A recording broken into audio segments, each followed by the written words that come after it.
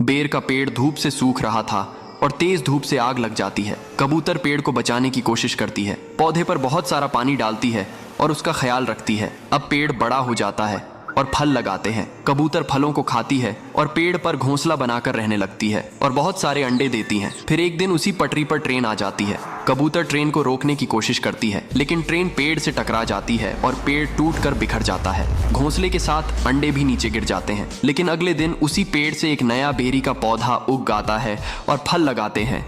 लेकिन कबूतर फिर भी रोने लगती है। फिर लाइक सब्सक्राइब नहीं